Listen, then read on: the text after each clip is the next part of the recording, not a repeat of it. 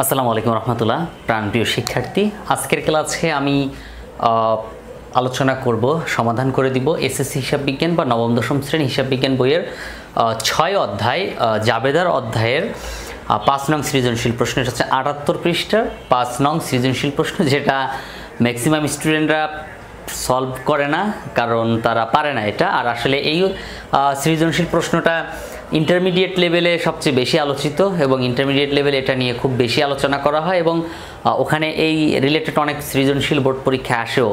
কিন্তু এসএসসি লেভেলে এই চ্যাপ্টারের মানে এই টপিকটা, এই সৃজনশীলটা দেওয়াটা আসলে কেমন যে একটা অপরিচিত লাগে, মনে হয় যে এটা বোঝাই সম্ভব না। যদি এমন হতো এখানে আরও কিছু সৃজনশীল দেওয়া আছে তাহলে হয়তো আমাদের জন্য আরও সুবিধা হতো।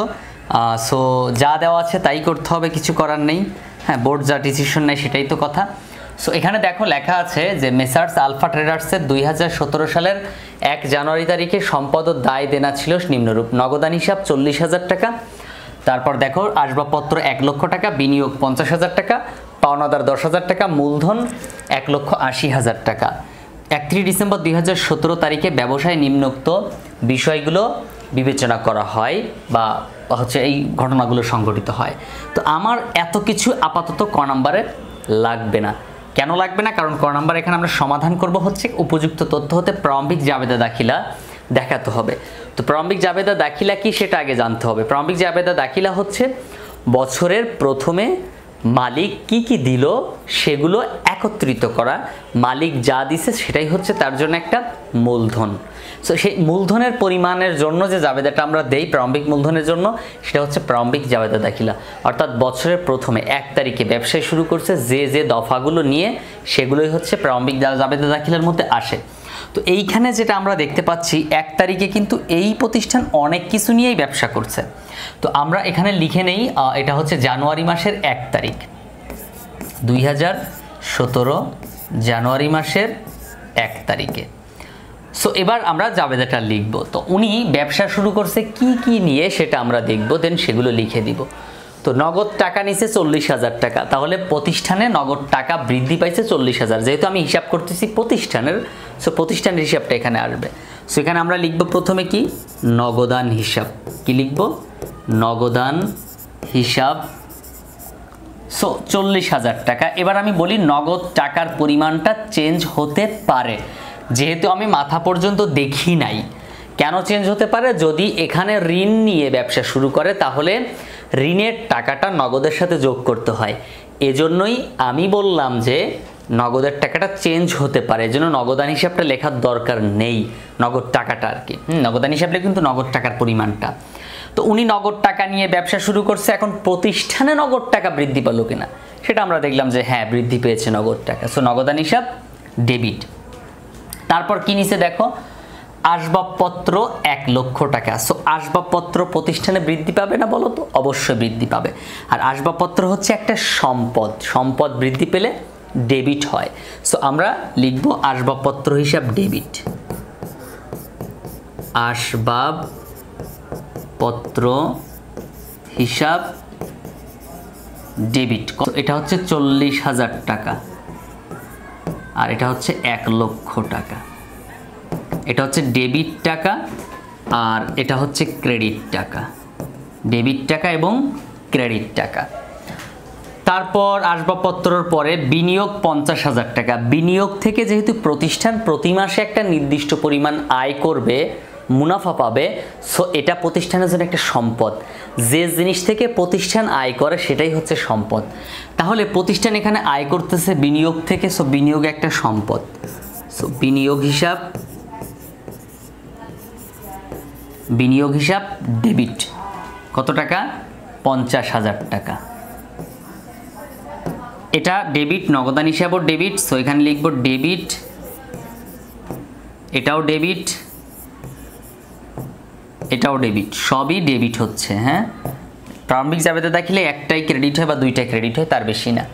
তারপর বিনিয়োগের পর দেখো উনি মূল পাওনাদার আনছে কত, মানে পাওনাদার মানে দায় আর কি, দায় ছিল কত? 10,000 টাকা। সো এখানে পাওনাদার হিসাব হবে ক্রেডিট, পাওনাদার হিসাব ক্রেডিট।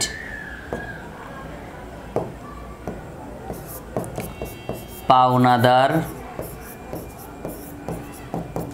হিসাব ক্রেডিট। পাওনাদার হচ্ছে 10,000 টাকা, ক্রেডিট পাশে লিখবো 10,000 টাকা। ওকে, তারপর মূলধন হচ্ছে 1,80,000 টাকা। সো কিভাবে তারা মূলধনের পরিমাণটা বের করলো? সম্পদ থেকে দায়ের পরিমাণ বাদ দিলেই মূলধনের পরিমাণ বের হয়। কি বলেছি আমি? প্রারম্ভিক সম্পদ, বছরের প্রথমে সম্পদ থেকে বছরের প্রথমে যে দায়, সেই দায়টা বাদ দিলে প্রারম্ভিক মূলধনের পরিমাণ বের হয়। তো বছরের প্রথমে সম্পদ 40, 1,00,000 আর 50, তাহলে হয় কত? মোট 1,80,000 টাকা, 90,000 টাকা। 1,50,000 আর 40,000 মোট কত হয়? 1,90,000 টাকা। এই 1,90,000 টাকা থেকে 10,000 টাকা দায় বাদ দিয়ে দাও, তাহলে কত হবে? 1,80,000 টাকা, যেটা ওরা কিন্তু এখানে বলেই দিয়েছিল যে 1,80,000 টাকা। সো ওরা যদি নাও বলে দিত, তারপরেও কিন্তু আমরা এইখানে লিখতাম মূলধন হিসাব। কি লিখতাম? মূলধন হিসাব, মূলধন হিসাব ক্রেডিট। কত টাকা লিখতাম আমরা? কত টাকা লিখতাম? যদি এখানে 1,80,000 টাকা দেওয়া না থাকতো, তারপরও কিন্তু আমরা সম্পদগুলো যোগ করে দায়টা বাদ দিয়ে দিতাম। সম্পদগুলো যোগ করলে হয় 1,90,000, এখান থেকে দায়টা 10,000 বাদ দিলে হয় 1,80,000 টাকা। এই হচ্ছে এই অঙ্কের ক নাম্বারের উত্তর। উপযুক্ত তথ্য হতে প্রারম্ভিক জাবেদা দাখিলা দেওয়া শেষ হলো। এবার আমরা দেখব খ নাম্বারে কি বলছে। চলো আমরা খ নাম্বারে চলে যাই।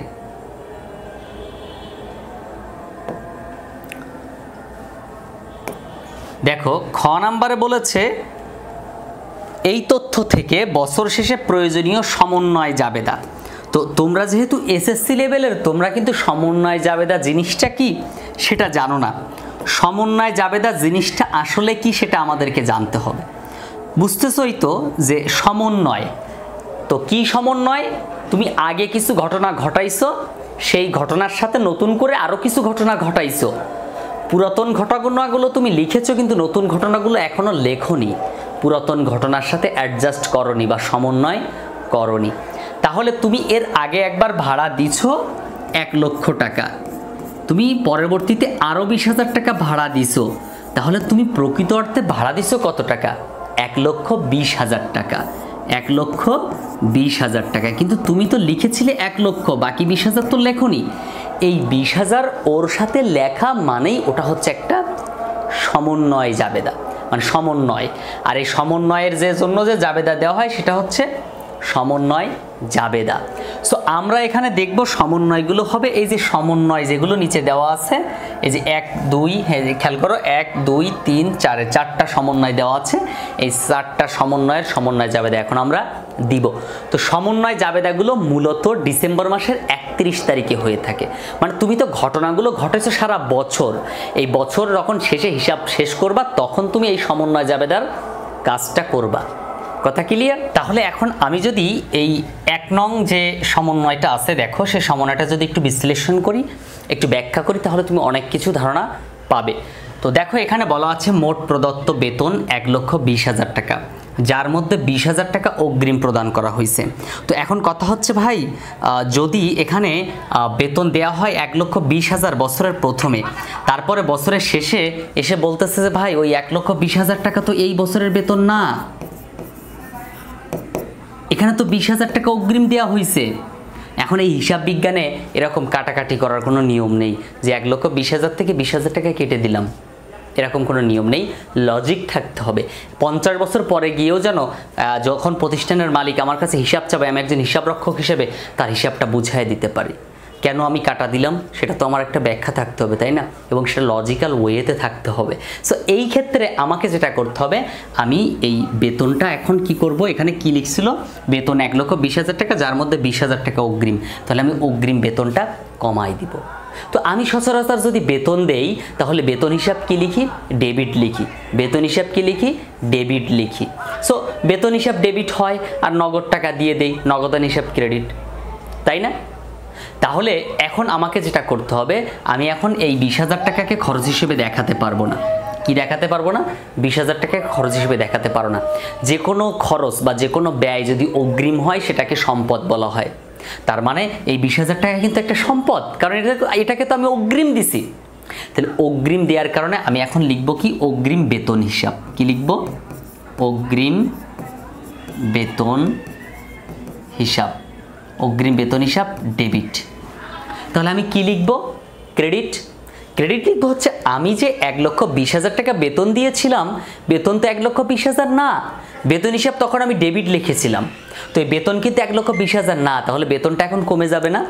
তাহলে বেতন তো ডেবিট, ডেবিটটা এখন ক্রেডিট করে দিব, মানে কমাই দিব, তাহলে বেতন হিসাব ক্রেডিট হবে। বেতন আমি তখন ডেবিট লিখেছিলাম, এখন কমানোর জন্য ক্রেডিট লিখে দিব বিপরীত, তাহলে কমে যাবে। তাহলে বেতন হিসাব ক্রেডিট, বেতন হিসাব ক্রেডিট। তাহলে অগ্রিম বেতন ডেবিট এবং বেতন হিসাব ক্রেডিট। কত টাকা? ঝামেলা হচ্ছে 20,000 নিয়ে, সেই 20,000 টাকা আমি লিখে দিব। তাহলে এখানে লেখো 20,000 টাকা, 20,000 টাকা, ব্যাস হয়ে গেল। এবং তুমি এখানে ছোট্ট করে সমন্বয় লিখে দাও, ব্যাখ্যা লিখে দাও যে অগ্রিম বেতন সমন্বয় করা হলো। কি হলো? অগ্রিম বেতন সমন্বয় করা হলো বা অগ্রিম বেতন হিসাবভুক্ত করা হলো।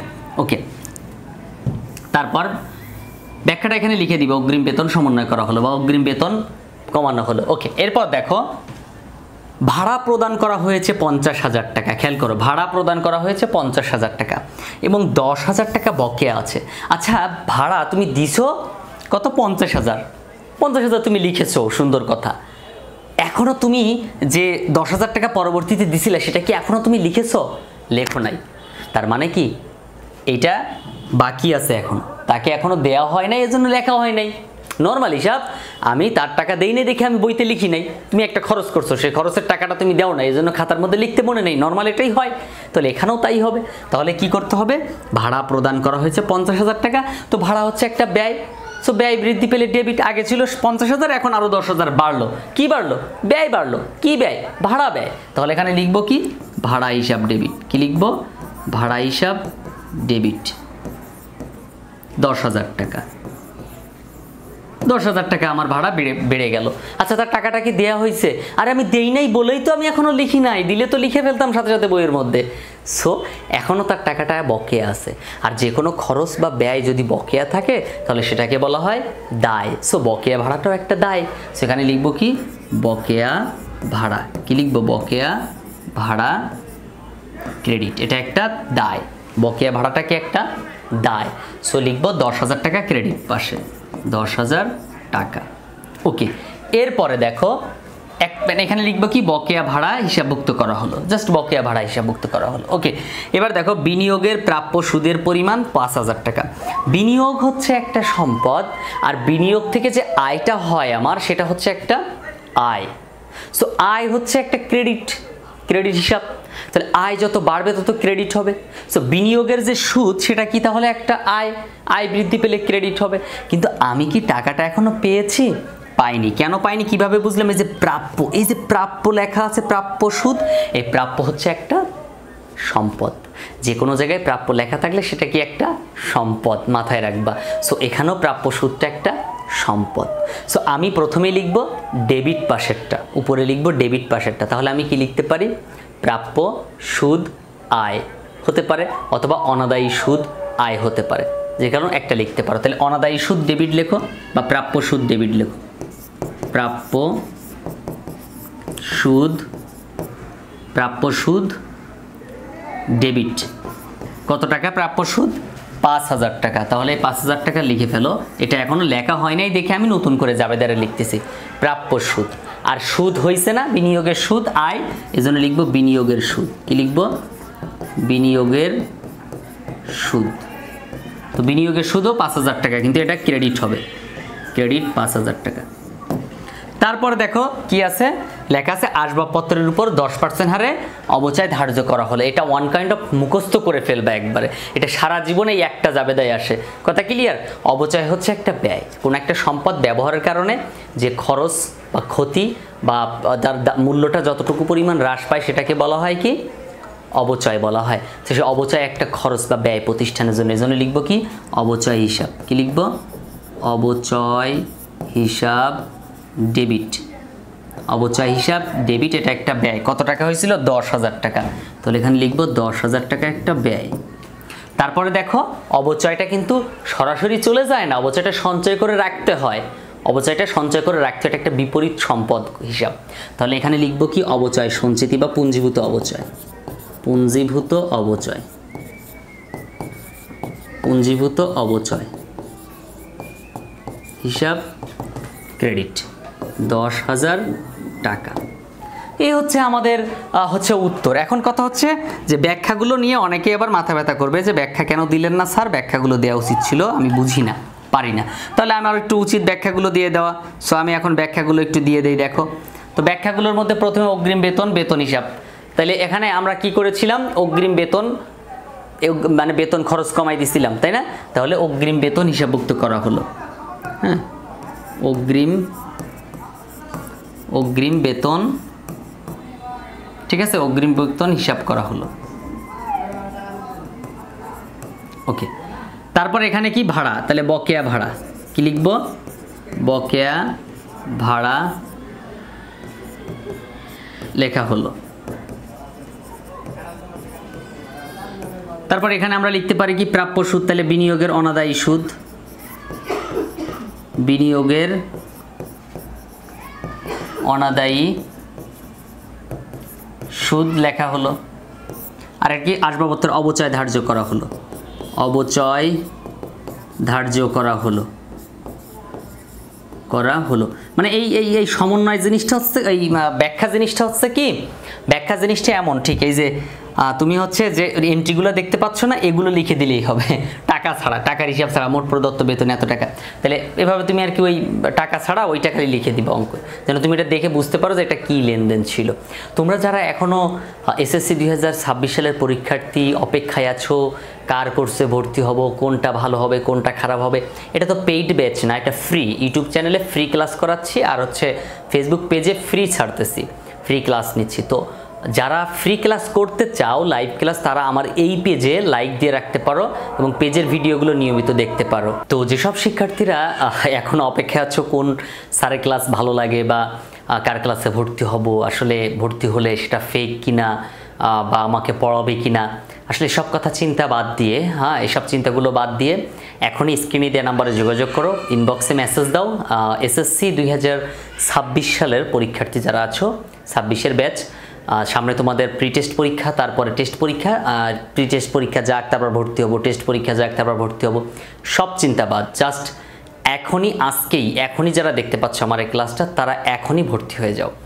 জাস্ট হচ্ছে মেসেজ দাও অথবা ফোন দাও আমাকে সরাসরি বিস্তারিত জানার জন্য, মেসেজ দিয়ে বা ফোন দিয়ে তুমি ভর্তি হয়ে যাও। এভাবে এটা হচ্ছে জাস্ট ফ্রি ক্লাসে যদি এমন হয়, তাহলে তোমাকে যদি আমি জুম অ্যাপের মাধ্যমে তুমি সরাসরি কানেক্ট হয়ে আমাকে প্রশ্ন করবে, তুমি আমাকে দেখতে পাবে, প্রশ্ন করবে, আমি তোমাকে দেখতে পাবো, প্রশ্ন করব, প্রশ্নের উত্তর দিব। সো এভাবে যদি তুমি একসাথে ক্লাস করতে পারো, তাহলে কিন্তু তোমার টেনশনই করা লাগবে না। সো পুরো বই কমপ্লিট করে দিব, গ্রুপ সাবজেক্টগুলো হিসাব বিজ্ঞান, ফিনান্স এবং উদ্যোগ, এই 3টা সাবজেক্ট নিয়ে আর কোনো টেনশন করা লাগবে না, সারা বছর টেনশন করা লাগবে না। পরীক্ষা এখনও যতদিন বাকি আছে তার মধ্যে পুরো বই কমপ্লিট করানো হবে। এছাড়াও প্রতি অধ্যায় প্রায় 30টার মতো সৃজনশীল কমপ্লিট হয়ে যাবে, প্রতি অধ্যায় থেকে 30টা অতিরিক্ত সৃজনশীল কমপ্লিট করানো হয়ে যাবে এমসিকিউ সহ। সো এমসিকিউ তো হবেই, এমসিকিউ তো ব্যাপারই না। সো পরীক্ষা নেওয়া হবে। তো আশা রাখি যদি এভাবে যদি ভালো লেগে থাকে, তোমার ক্লাসটা দেখে যদি তোমার ভালো লাগে, তাহলে তুমি এখনই যোগাযোগ করো। আশা রাখি তোমার জন্য খুবই প্রয়োজনীয় হবে এবং তোমার অনেক উপকার হবে আশা করি। ওকে, ফ্রি ক্লাস করার জন্য তুমি চাইলে পেজে লাইক দিয়ে রাখতে পারো, কারণ ফ্রি ক্লাসেও আমরা হচ্ছে অনেক হেল্প করে থাকি স্টুডেন্টদেরকে। সো এবার চলো আমরা গ নাম্বারে যাই। গ নাম্বারে কি বলছে একটু দেখি। দেখো ক খ কিন্তু মোটামুটি ইজিই ছিল। সো গ নাম্বারে একটু কিন্তু প্যারা খেতে হবে, এটা মাথায় রেখো। তো বলছে যে মেসার্স আলফা ট্রেডার্সের প্রকৃত জাবেদায়, হ্যাঁ, সমাপনী দাখিলা, অর্থাৎ সমাপনী জাবেদা দাখিলা। তো আগে তো তোমাকে বুঝতে হবে সমাপনী জাবেদা দাখিলাটা কি, খায় নাকি মাথায় দেয়? এটা কি তুমি জানো সমাপনী জাবেদা দাখিলা কি? জি, সমাপনী জাবেদা দাখিলা হচ্ছে যে মানে মুনাফা জাতীয় হিসাবগুলোকে বছর শেষে বন্ধ করা, এক কথায় মুনাফা জাতীয় হিসাবগুলো। তো মুনাফা জাতীয় হিসাবগুলোর মধ্যে হতে পারে সেটা আয়, আমি একবার বলে দিচ্ছি, আয় এবং ব্যয়, মূলধন, হ্যাঁ মুনাফা, এগুলো মূলধন না, সরি মুনাফা উত্তোলন, এই যে এন্ট্রিগুলো দেখতে পাচ্ছ এগুলোর মূলত হচ্ছে তোমার সমাপনী দাখিলা দিতে হয়। সো মুনাফা জাতীয় আয় ব্যয়, মানে মুনাফা জাতীয় কেন বলা হয় বলো তো? মুনাফা জাতীয় বলা হয় একটা নির্দিষ্ট সময় পরে ওই হিসাবটার আর কোনো কার্যক্ষমতা নেই, ওটা পরবর্তী বছরে আর যাবে না। সো এই যে আয় এবং ব্যয়, মুনাফা জাতীয় মুনাফা, এগুলো কিন্তু এক বছরের মধ্যে লিমিটেড, এটা পরের বছরে হিসাব করা হয় না, এবছরেই শেষ হয়ে যায়। তো এখন কথা হচ্ছে আমরা যদি এটা দেখি যে হচ্ছে যেমন এই এন্ট্রিগুলোর মধ্যে 1 তারিখে যেগুলো আছে এগুলো কিন্তু প্রারম্ভিক জাবেদা দেখালে এখানে কোনো আয় ব্যয় নাই, ওটা আয় ব্যয় না, ওটা হচ্ছে ও ব্যবসা শুরু করছে ওগুলো নিয়ে। কিন্তু আয় ব্যয় কোনটা দেখো, যেমন ভাড়া 1 তারিখে দেখো মোট প্রদত্ত বেতন 1,20,000 টাকা। তো আমি একটু আয়গুলো খুঁজে বের করি আগে। মোট প্রদত্ত বেতন 1,20,000 টাকা, 20,000 টাকা অগ্রিম, এটা ব্যয়। হ্যাঁ, এটা ব্যয়। ভাড়া প্রদান করা হয়েছে 50,000 টাকা, এটাও একটা ব্যয়। বিনিয়োগের প্রাপ্য সুদ, দেখো এই যে বিনিয়োগের সুদ এখানে বলছে, খেয়াল করো বিনিয়োগের সুদ কত টাকা, 5,000 টাকা। এই বিনিয়োগের সুদটা কিন্তু আমাদের জন্য একটা আয়। তো বিনিয়োগের সুদ সচরাচর আয়, তার মানে ক্রেডিট হওয়ার কথা। বিনিয়োগের সুদটা কি হওয়ার কথা, ক্রেডিট হওয়ার কথা। তো ক্রেডিটটা ডেবিট করে দিব, মানে 1 বছর পর হিসাব যখন বন্ধ করব ডেবিটটা ক্রেডিট, ক্রেডিটটা ডেবিট করে দিব, তাহলেই হবে। তো এখন কি করব, বিনিয়োগের সুদ হচ্ছে কি হবে, তাহলে বিনিয়োগের সুদ সচরাচর ক্রেডিট লিখে, এটা একটা আয়। একটু আগে আমি লিখেছি ক্রেডিট, এখন হবে কি বিনিয়োগের সুদ হিসাব ডেবিট লিখব, বিপরীত করে দিব। সো লিখব কি সুদ আয়, সুদ আয় ডেবিট, সুদ আয় ডেবিট। আর ক্রেডিট হবে কি, এই সুদটা আমরা কোথায় লিখি, আয় বিবরণীতে লিখি, বিশদ আয় বিবরণীতে। যারা 10 অধ্যায় করেছো, 10ম অধ্যায় আর্থিক অবস্থার বিবরণী বা আর্থিক বিবরণী, ওই অধ্যায়ের মধ্যে কিন্তু তোমরা করেছিলে বিনিয়োগের সুদ কোথায় লিখতাম, অন্যান্য আয়ের মধ্যে। বিশদ আয় বিবরণীর আয়ের মধ্যে লিখতাম ক্রেডিট পাশে, এজন্য আমরা এখানে লিখবো আয় বিবরণী হিসাব ক্রেডিট, বা বিশদ আয় বিবরণী হিসাব ক্রেডিট, বা আয় সারাংশ হিসাব, তিনটা যে কোনো একটা দিলেই হবে। তো আয় বিবরণী হিসাব, আয় বিবরণী, আয় বিবরণী ক্রেডিট।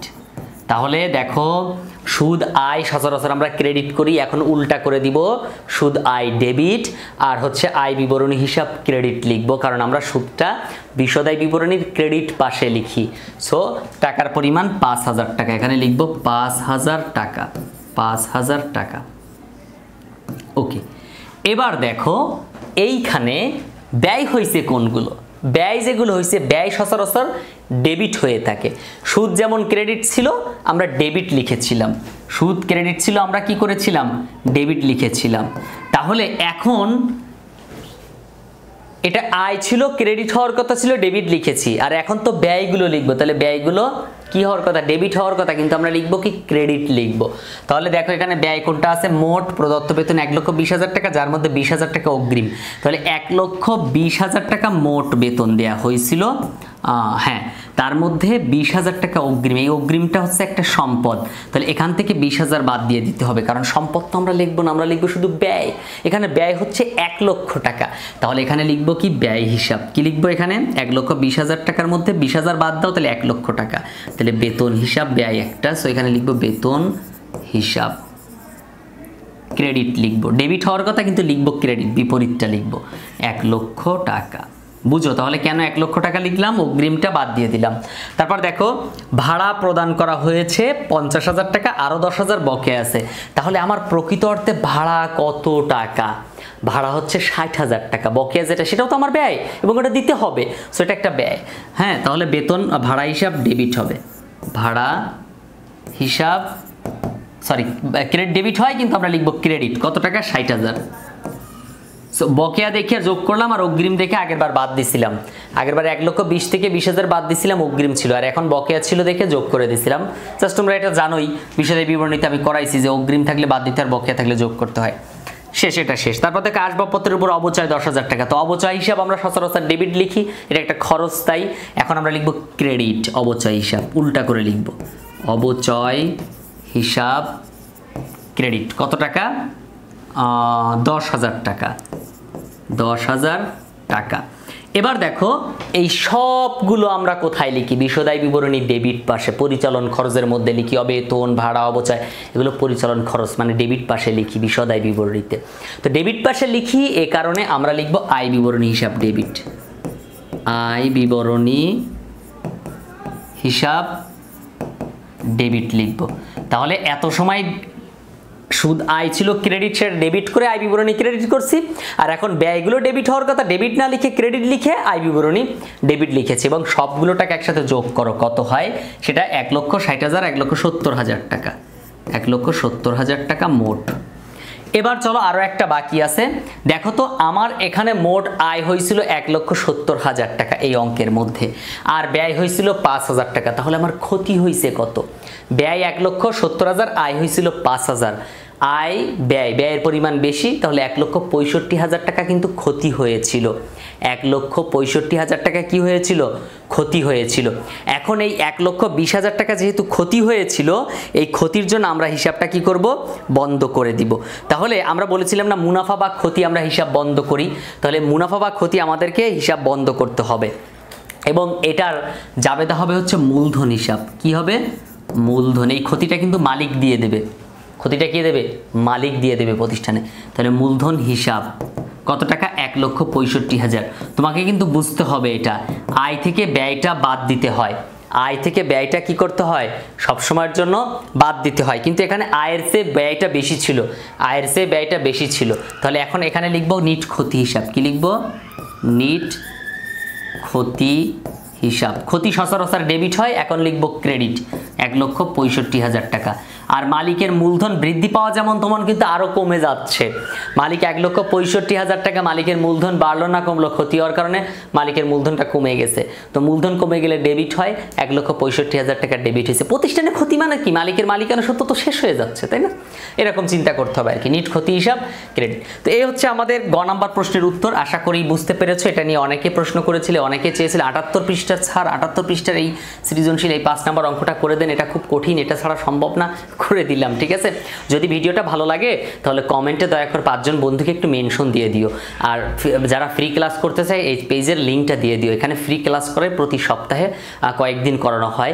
সো একটু যদি মানে থাকো তোমরা তাহলে বুঝতে পারবা, হ্যাঁ কানেক্ট থাকলে বুঝতে পারবা। চ্যানেলটা সাবস্ক্রাইব করে ফেলো, ফেসবুক মানে ইউটিউব চ্যানেলটা সাবস্ক্রাইব করে ফেলো, যাতে পরবর্তীতে ভিডিওগুলো পেতে চাও। আর বন্ধুবান্ধবের কাছে শেয়ার করার জন্য কমেন্ট করলেই হবে, কমেন্ট করলে হবে, লাইক দিলে হবে, তাহলেই হবে। দেখা হচ্ছে পরবর্তী ক্লাসে, ততক্ষণ পর্যন্ত ভালো থাকতে হবে। আসসালামু আলাইকুম রহমতুল্লাহ।